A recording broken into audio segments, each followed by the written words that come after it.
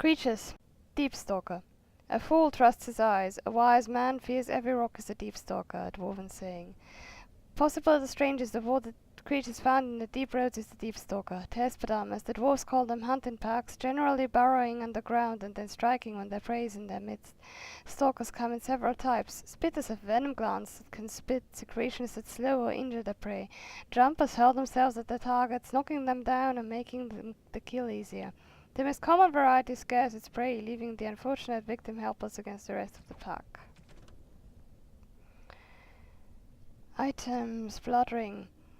There are very clear signs that this ring was made in the Tevinter Imperium. It's covered in dragon motifs for one thing, and it gives anyone who wears it a slightly uneasy feeling for another. But beyond that, very little is known about it. Warriors of House Ivor took this ring in the Blessed Age from the hand of a madman, a surfacer mage who had wandered into the underground and attacked lyrium miners near Orzammar.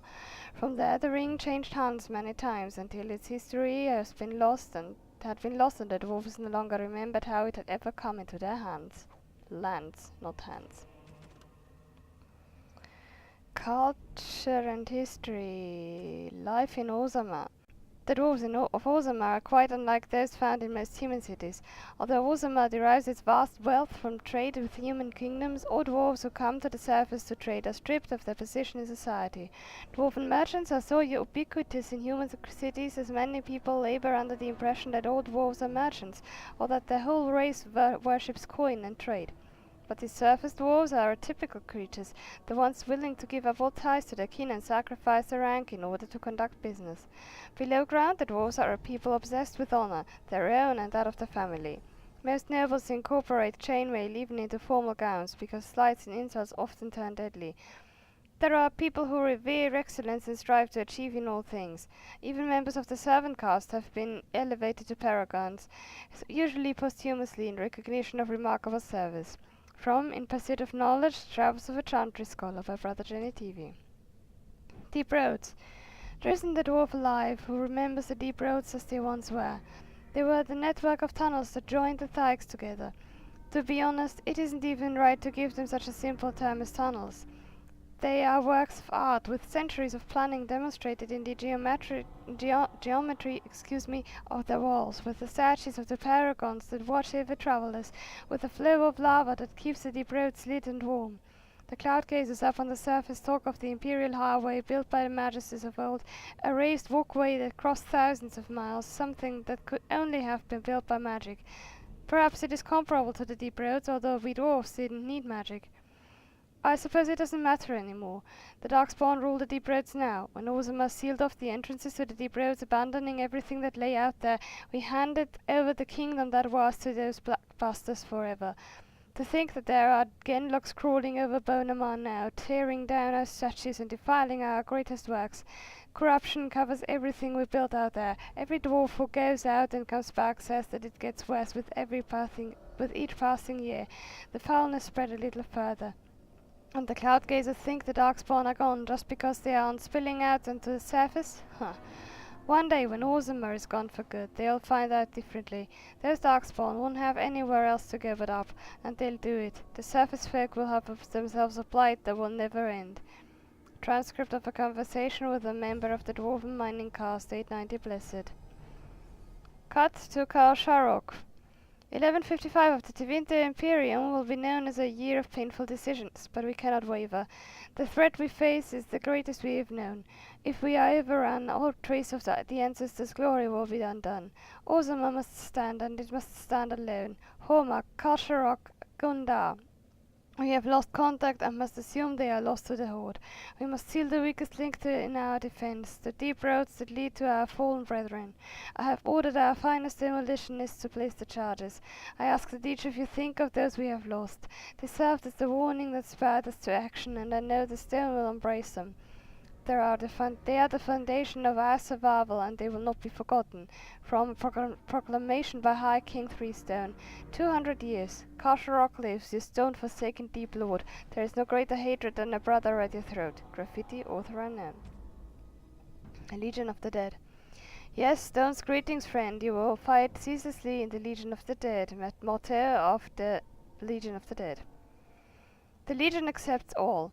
So was told by the legionnaires himself. By one of the legionnaires himself, a dwarf who waited quietly at the entrance to the deep roads for the rest of his unit to assemble. They gathered slowly, each equipped with heavy armor and fine weapons, each painted with grim tattoos supplied at their funerals the night previous. For that is the nature of the Legion. They are all dead.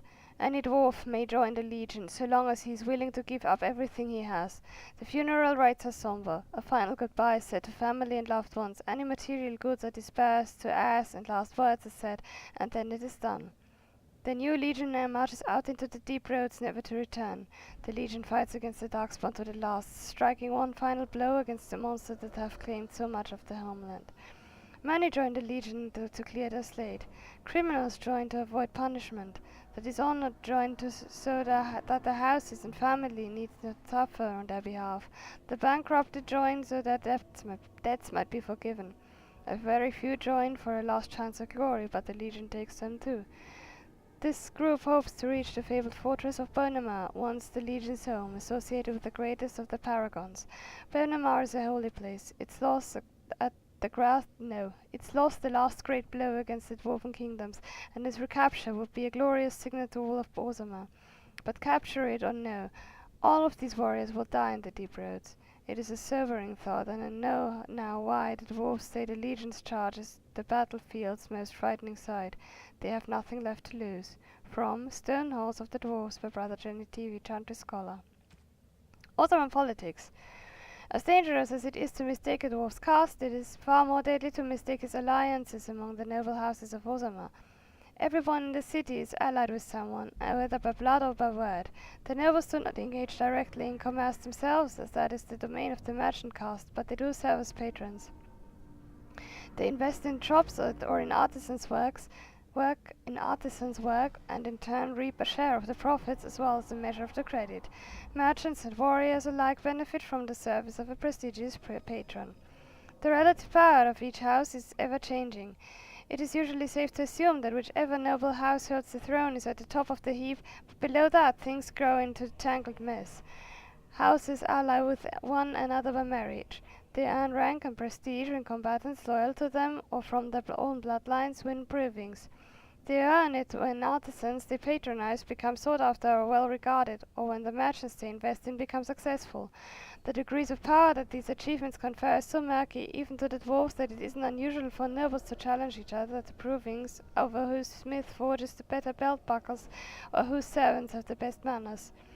Nor is it out of the ordinary to find two merchants arguing over whose noble patron has won the most acclaim, for the rank of the patron is the rank of the client.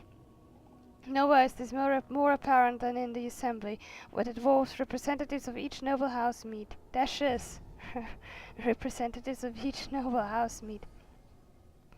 Although the king technically rules Orzammar, kings are elected by the assembly, and so each king must work constantly to maintain the support of the Dashes. Kings who prove unpopular find their heirs deemed unacceptable to inherit the throne.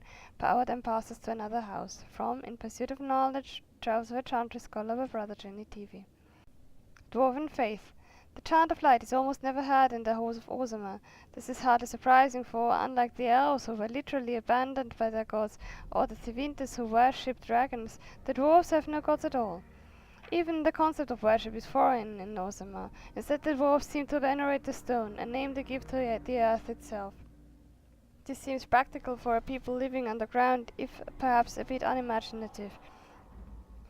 For guidance in spiritual matters, they turn to their ancestors. These ancestors, who are said to have returned to the stone, communicate their wishes to the living via brutal trials by combat called provings. The ancestors' collective wisdom is maintained by the Shaperate, which can apparently store records in Lyrium itself. Set above the ancestors, above even kings, are the paragons, dwarves who have achieved such greatness that they are elevated almost to godhood. These are the great figures holding up the hallway that leads from the surface, the first glimpse of Orzammar that outsiders see. From In Pursuit of Knowledge, Travels of a Chantry Scholar by Brother Jenny TV. Books and Songs. The Legion of Steel. Paragon Caradin vanished in the 11th year of the reign of King Valtor, and with the Paragon the entire process for golem manufacture was lost. Expeditions were sent into the deep roads to track him, but the Darkspawn drove them all back. Finally, in the 2nd year of the reign of Queen Getha, 126 golems, the entire Legion of Steel, were sent to recover the Paragon. None returned. The Shaper of Golems refused to support any further attempts to find Caradin, and the Paragon was officially declared dead. The Shaper had never recovered from the loss of an entire legion of golems, and never again allowed an over-golem regiment into deep roads. From Stone Halls of the Dwarves by Brother Jenny TV, Chantry Scholar. In praise of the Humble Nug. I once served a human some nug, and he proclaimed that it was like eating an unholy union of pork and hare. The idea disturbed him so much that he declined to finish his serving and made himself content with some stale bread. Of course, this only goes to show that surfaces, human or otherwise, have tragically unrefined palates. The nug is surely the most delicious animal I've ever tasted. Only a dead man would not salivate at the thought of a tender morsel of roast nug melting in his mouth. The Paragon Baron, although his house is fallen, shall always be remembered for discovering the wonders of nug flesh. Admittedly, it was discovered only out of desperation when he was separated from his legion and lost in the deep roads for a week, but we won't hold that against the good Paragon.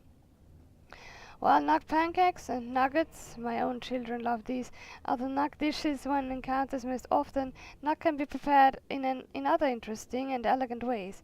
The late King Ansgar Aidukan ordered nug seared on a hot metal plate and finished in the oven and dressed in a cream sauce flavored with deep mushrooms.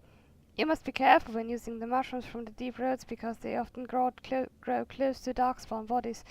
They say that this is what gives them their unique flavor and intoxicating scent, but it also means that consuming too many of them may result in curious afflictions of the mind. From In Praise of the Humble Nug by Bragan Torben, on Honored Chef to House Aidukan. Traditional Dwarven folk songs. Nug sits in the mud, Nug wiggles its ears, you catch the Nug, he slips away. Nug gets to live another day. Nug sits in the mud, Nug wiggles its toes, you hook the Nug, he slips away. Now the Nug runs off to play. Nug sits in the mud, Nug wiggles its nose, his nose. You tickle the Nug, he laughs away. Now the Nug sits on my plate. Nug pancakes or cakes, a well-loved dwarven nursery rhyme. Oh my. Notes. A letter from King Endrin. My Lord Harrowmont, my guilt weighs heavily on me, and I know now that I was a fool. Only a fool would cut out his own heart and burn it for the sake of appearances.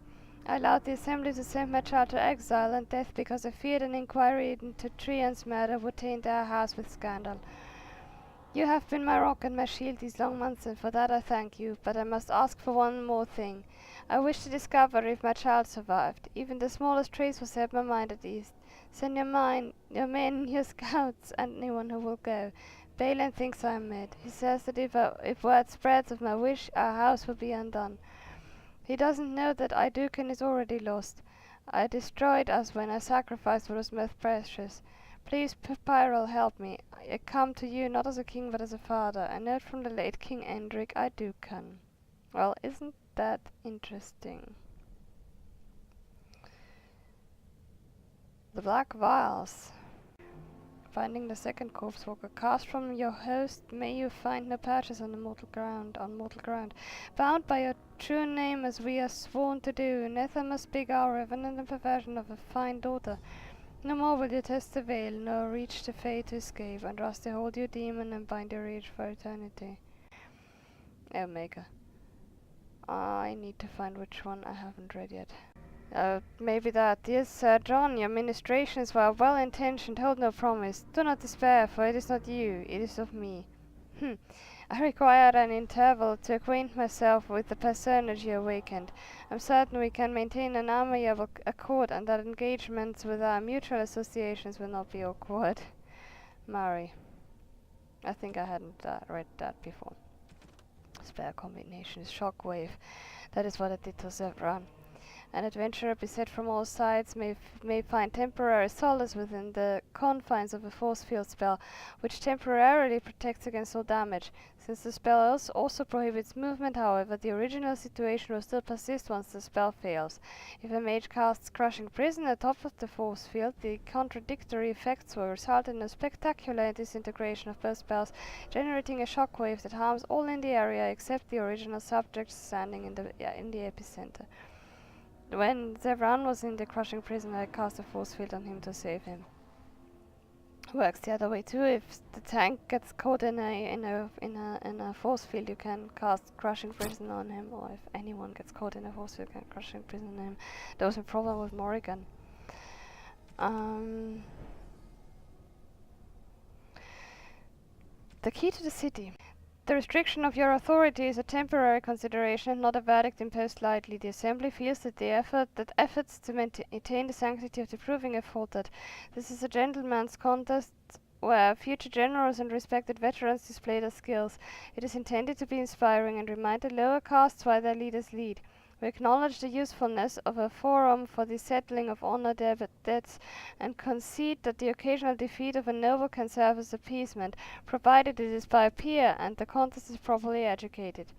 Extending this practice to the lower castes could prove a dangerous and barbaric precedent. We have already seen the disruption that an unauthorized fighter can cause. The recent Brand incident and similar incidents should be discouraged with all possible prejudice. From an Assembly writ of censure regarding management of the provings. We haven't read that, have we? The Shaper's Life. The blessing of the Shaperate is given only to those who walk with the stone. It's a path that cuts deep and the road is far from secure, but those who desire to work in memory must first honor it. Document the stone, protect her, and present a new history to the memories. Only then will the blessing of the Shaperate be upon you. From the Shaper's Life. Asunder. The ritual was very specific, as such things probably should be. Torso, head and limbs spread amongst the deep roads to prevent the creature from returning. Looks like they died during the cutting, but we can fulfill the last part in their stead. I'm not familiar with elven ritual, why would I be, but it seems pretty straightforward. Shaper axes. Scribbled in the corner, never even saw the thing, but the sword would take care of it. Sawed it, and this bag of legs. That's what we found. Unbound. 3 beds of parchments with 3 versions of the same incomplete story. Excerpt. And when his kingdom fell, so disappeared the stolen riches of an age. The beast, the unbound, dormant until one of true spirit claims the throne. So must hunt the hero of his people, the principal who would search for ancient evil. This is how they can make a real difference. Scribbled in the corner in a shaky hand. 3 pages, 3 ages. Same story, updated. Same as the tavern song, but older. Signature torn on purpose, but compare and get Will Madden. All from him? How? Caged in stone. The inscription is old and worn, overlooked by most of the carving detail. The beast is foreign, but the need is familiar. Home and I suffer beneath strength and strangeness. These new kin of this Ferelden are better as friends than strangers, so we resist on their behalf and work with their users to bind with the stone. They no longer fear the skies, and we further our trade above. Lured from above, cornered and corralled. 3 standing in position, a 4th signaling the throne. Stasis for the beast, so long as a king holds the throne, so long as a king wills it held. Inscription, circa 590 exalted. Oh, that was our dragon thing.